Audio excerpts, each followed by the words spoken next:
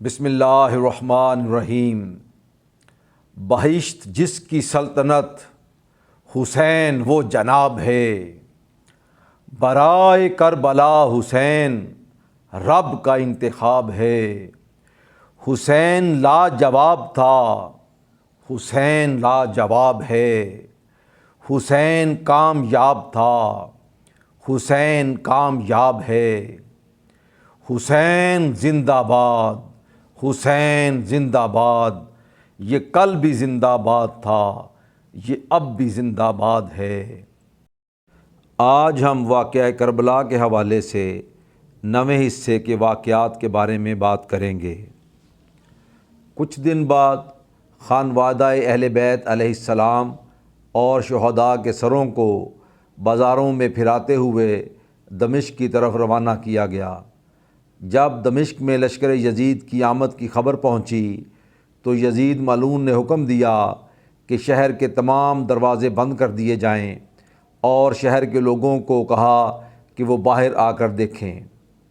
کنز الغرائب میں روایت آتی ہے کہ ابو العباس نے حضرت سہل بن سعدی رضی اللہ تعالیٰ عنہ سے بیان کیا ہے کہ میں تجارت کے سلسلے میں ملک شام گیا ہوا تھا۔ جب میں دمشق پہنچا تو دیکھا وہاں کے لوگ خوشیاں منا رہے ہیں اور ڈھول بجا رہے ہیں۔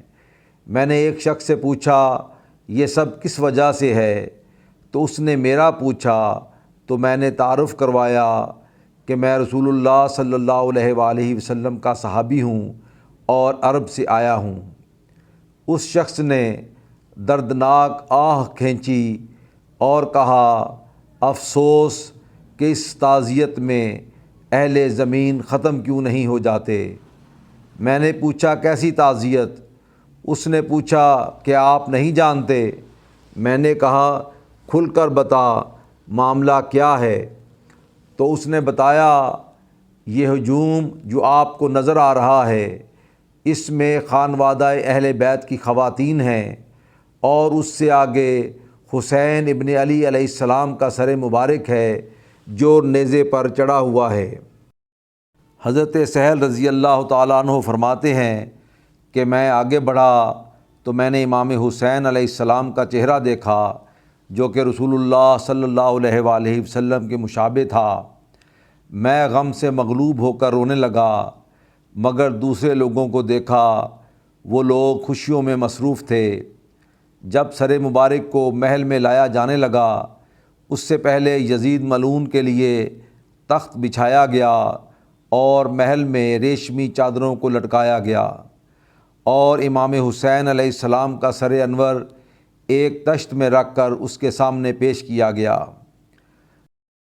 یزید ملعون نے ایک چھڑی سے امام حسین علیہ السلام کے لب و رخسار کی گستاخی کی تو وہاں مجلس میں موجود حضرت سمرہ بن جندب رضی اللہ تعالیٰ عنہ چیختے ہوئے فرمانے لگے اے یزید، اللہ تیرے ہاتھ کاٹے، تو اس جگہ چھڑی مار رہا ہے جہاں رسول اللہ صلی اللہ علیہ وآلہ وسلم بوسہ لیا کرتے تھے۔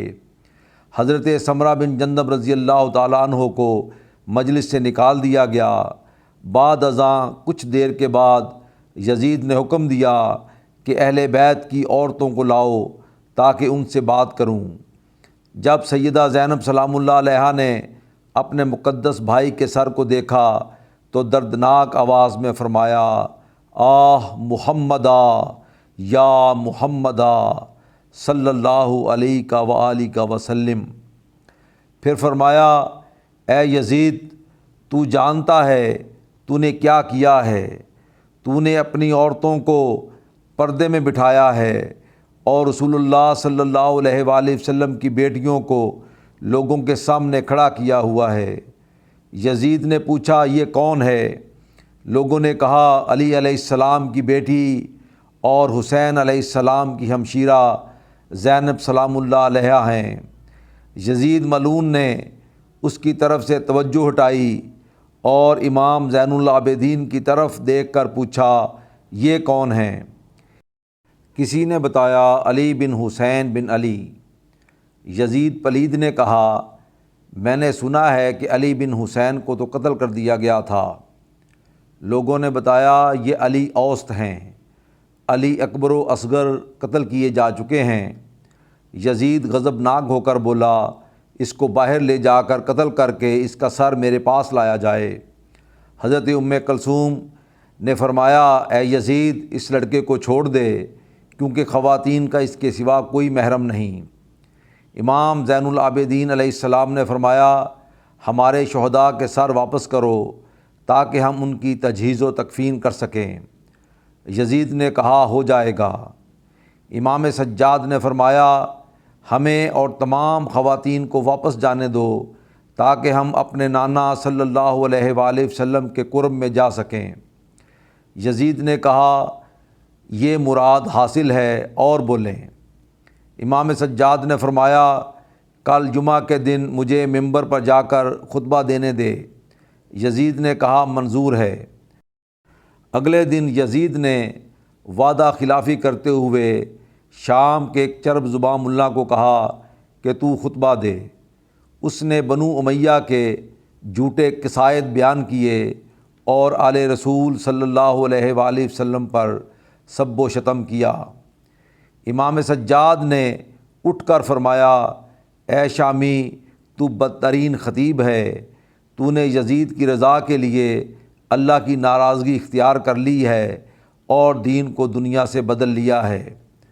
پھر یزید کو مخاطب کرتے ہوئے امام سجاد نے فرمایا کہ اپنا وعدہ پورا کر اور مجھے ممبر پر جانے دے۔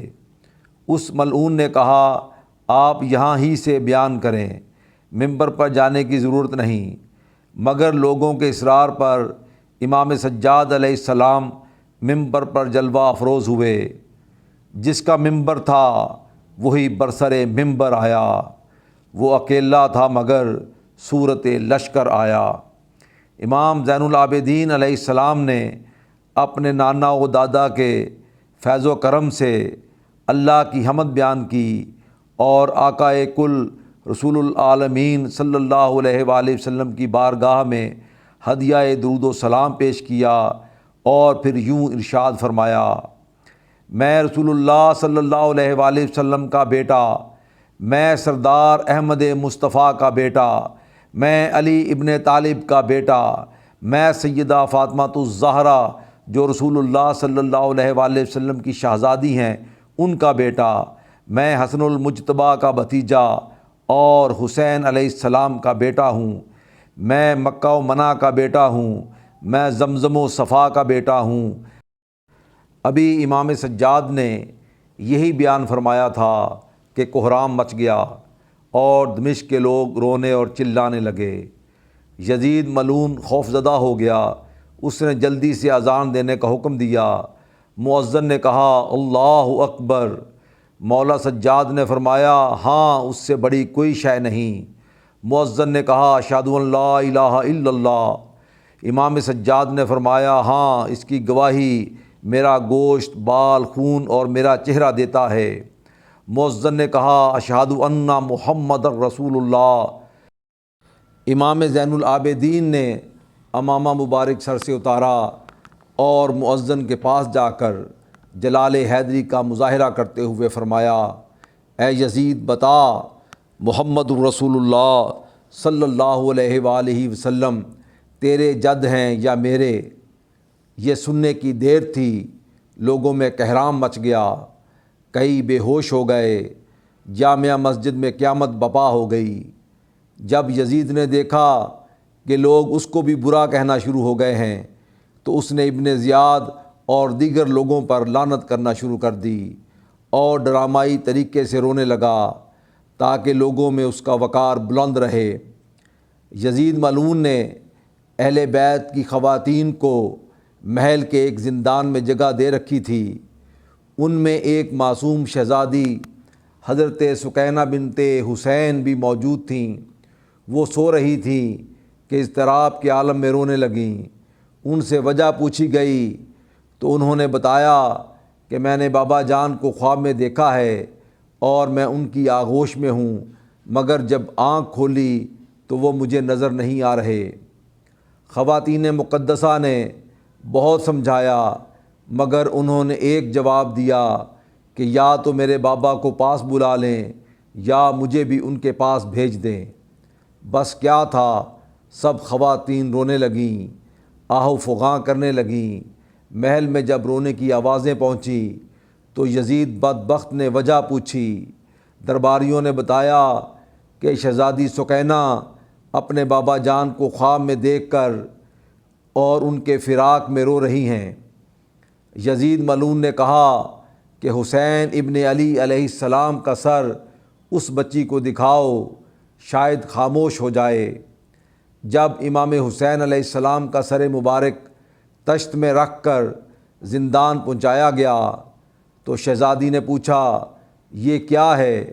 تو سب نے کہا، وہی جس کی تو طلب کر رہی تھی۔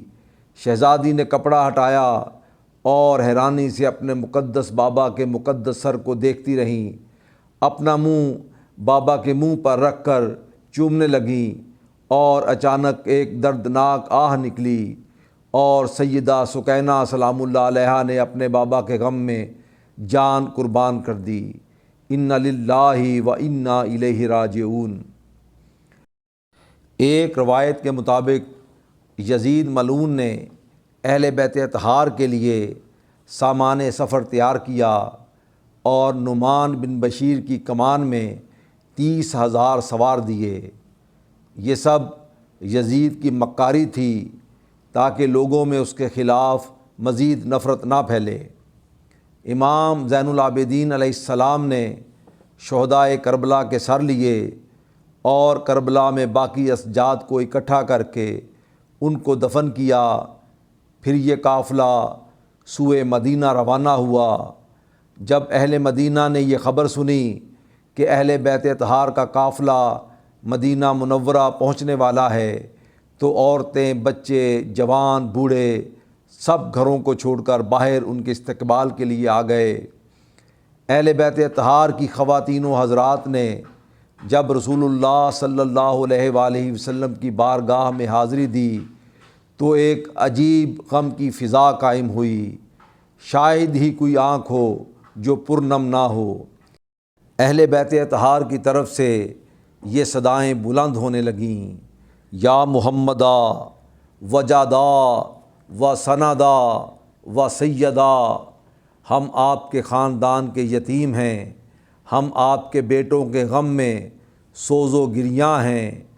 اہل بیت اطہار ابھی فریاد و فغاں میں مصروف تھے کہ ام المومنین حضرت ام سلمہ رضی اللہ تعالی عنہا روتی ہوئی حجرہ سے باہر نکلیں۔ ان کے ایک ہاتھ میں خون شدہ مٹی کی شیشی تھی اور ایک ہاتھ میں امام حسین علیہ السلام کی شہزادی حضرت صغریٰ سلام اللہ علیہا تھیں۔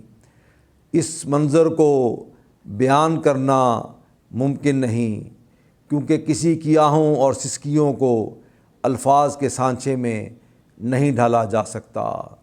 اللہم صلی علی سیدنا محمد و آلہ و اطرتہ بعدد کل معلوم لک۔